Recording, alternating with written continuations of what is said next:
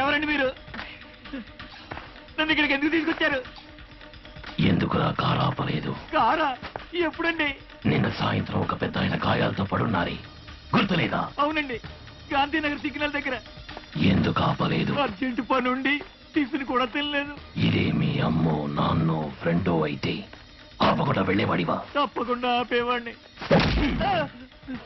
ఏంరా అంత శ్రద్ధ ఇంకో మనిషి మీద కనకలేదు? ఇదొక పెద్ద తప్ప. తప్పేరా ఘోర పంది. నీ నిర్లక్ష్యం వల్ల ఒక నిండు ప్రాణం పోయింది. ఏమండి, కారు ఆపాలి అని చట్టమేం లేదు కదా. ఓ, చట్టం చేస్తేనే మీకు జాలి అవి కలుగుతాయా? అందుకేనా ఎవరు చేస్తే మాకేమన్నట్టున్నారు? నా చట్టంలో వీటన్నిటికీ దండన ఉంది, మరణ దండన. కారు ఆపకుండా వెళ్ళినందుకు మరణ దండన?